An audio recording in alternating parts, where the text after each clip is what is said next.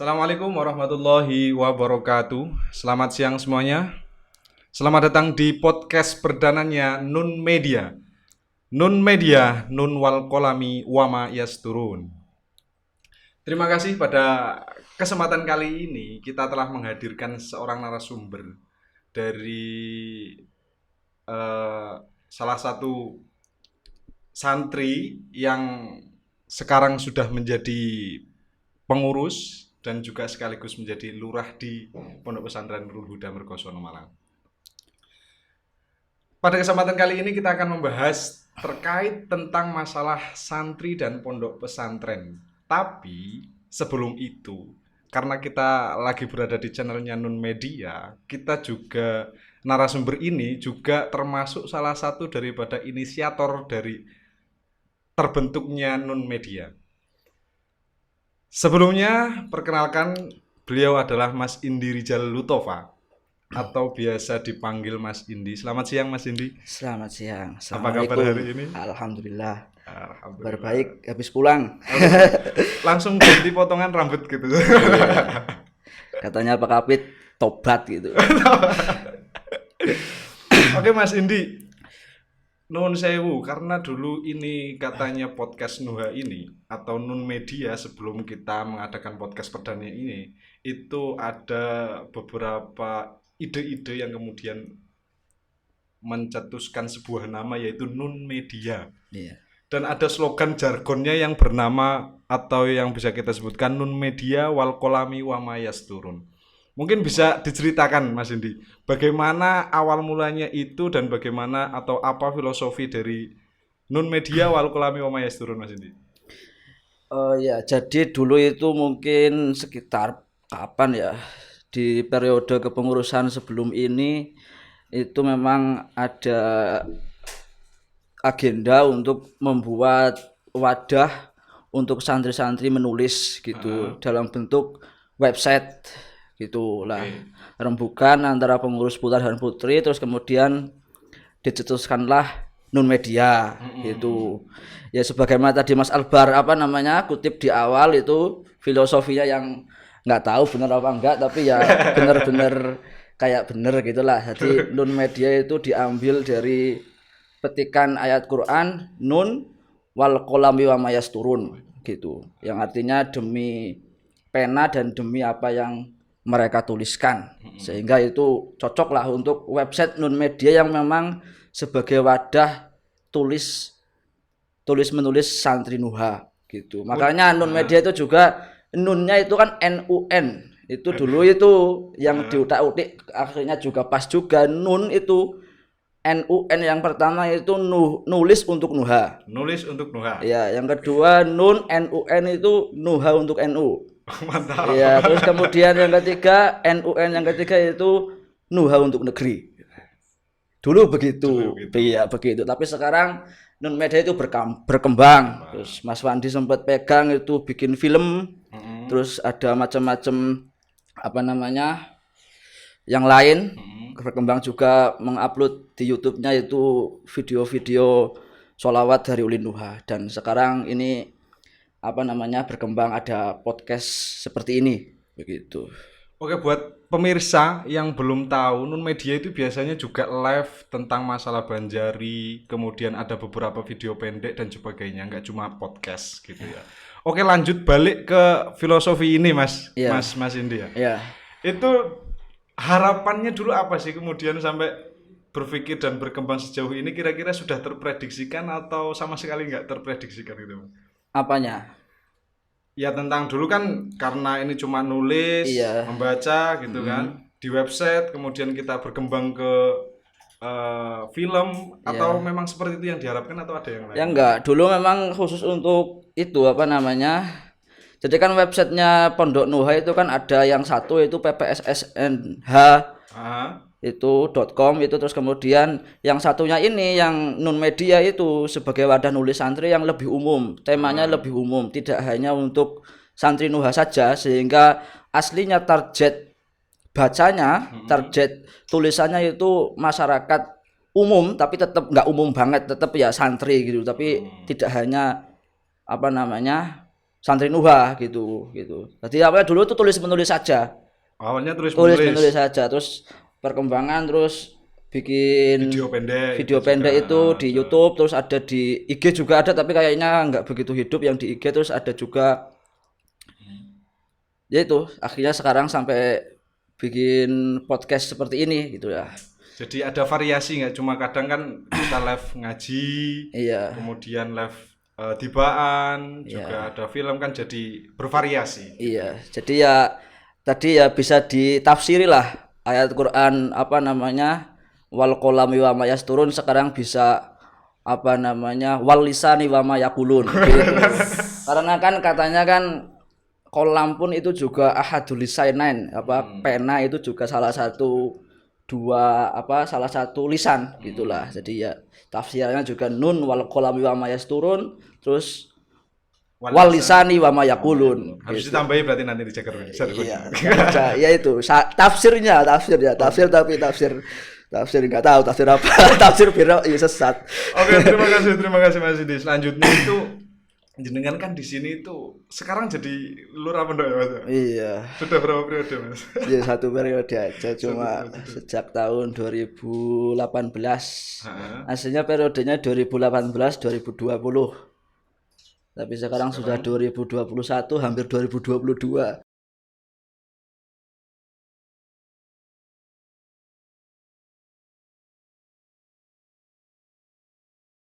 Itu sebelum menjadi lurah sebenarnya itu sudah berapa tahun itu? Berarti ya saya sebelumnya jadi pengurus juga, jadi keamanan, terus sebelum jadi keamanan sempat juga divisi media seperti ini. Dulu itu namanya divisi publikasi. Terus apa namanya? Pas kepengurusan saya jadi ketua itu namanya berubah menjadi divisi apa? Media dan ekonomi kreatif. Ya, ada 2 sub. Jadi di divisi ini ada 2 sub, yaitu satu media, yang kedua itu apa namanya? Ekonomi kreatif. 3 juga ada perpustakaan juga masuk pada divisi ini, literasi juga. Gitu. Selama hampir 3 tahun berarti Mas ya? Apanya? Menjadi lurah ini?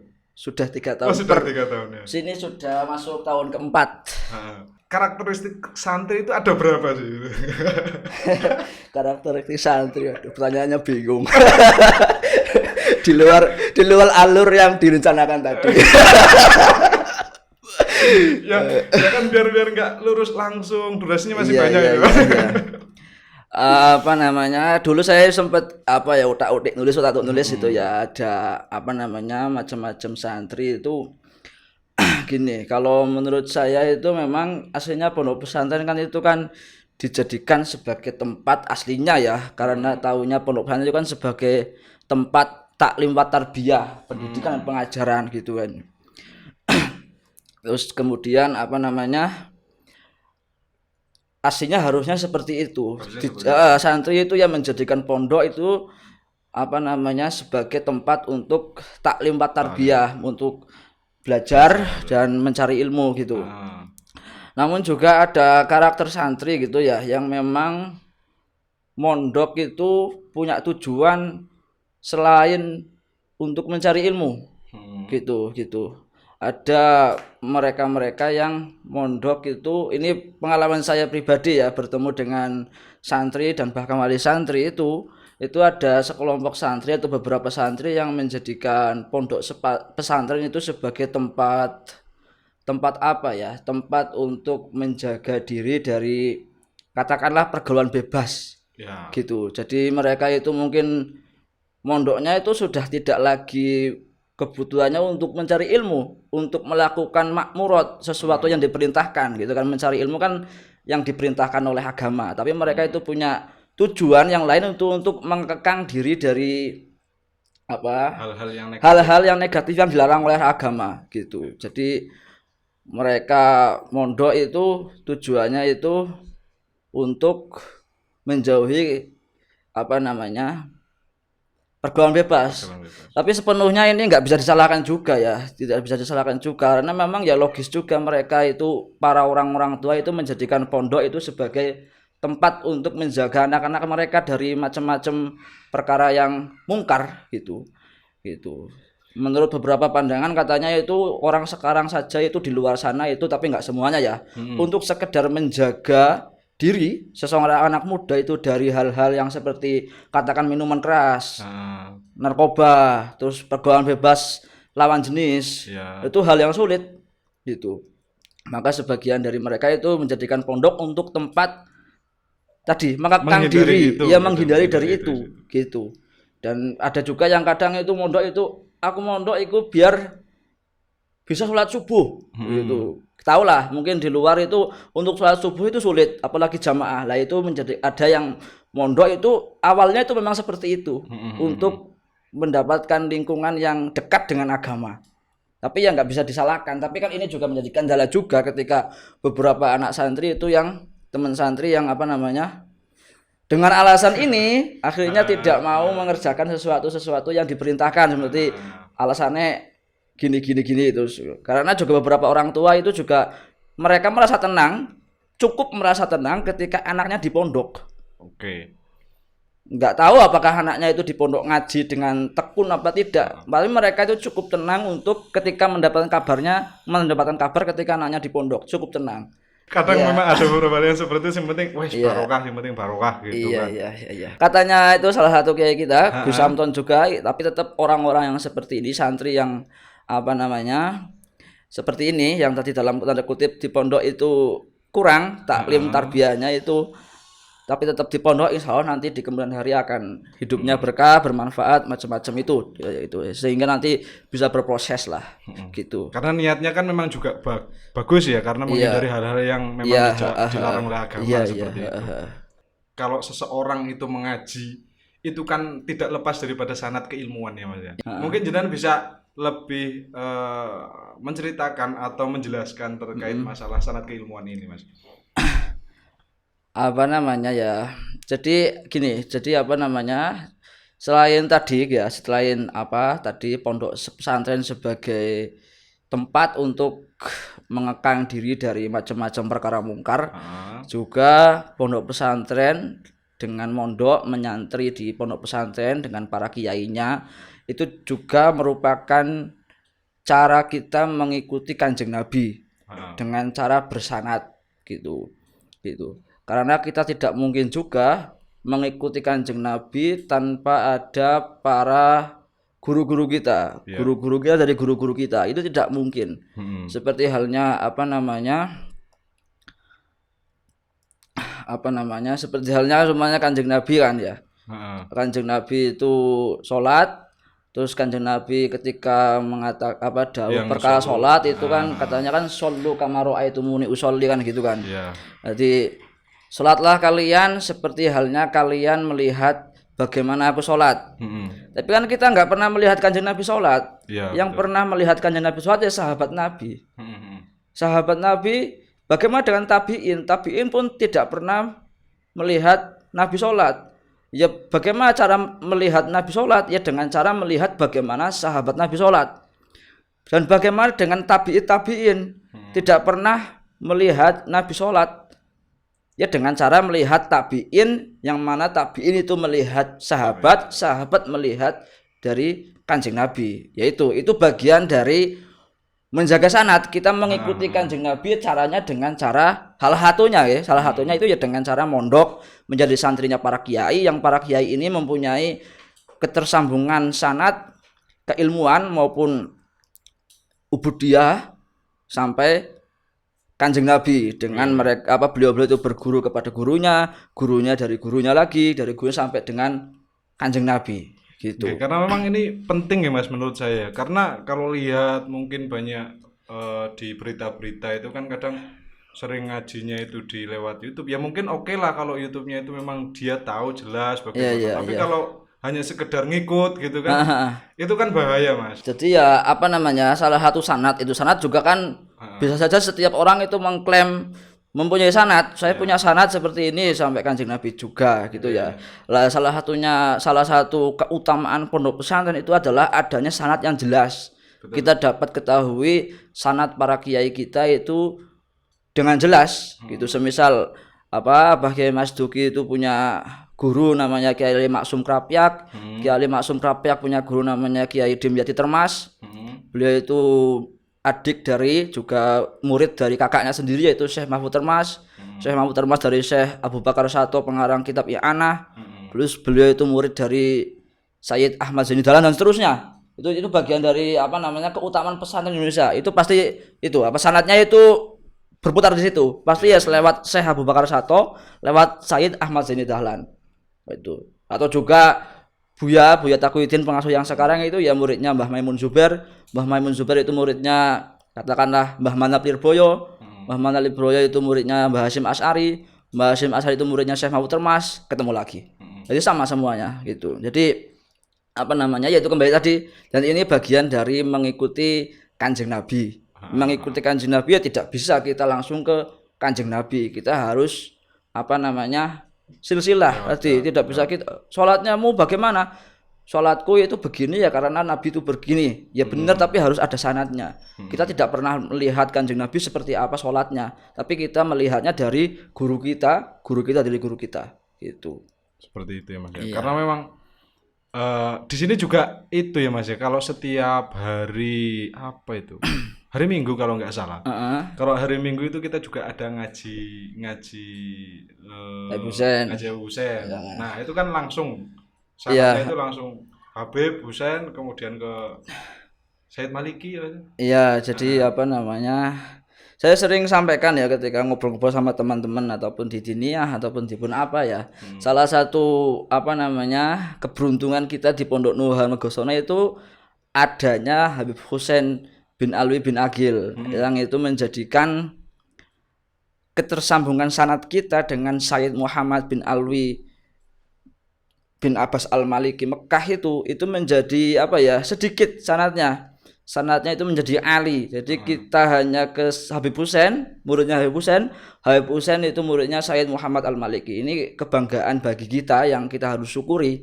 Kita tahu semuanya Sayyid Muhammad bin Alwi Al-Maliki itu merupakan menurut komentar para ulama itu adalah Imam Ahlussunnah wal Jamaah abad 14.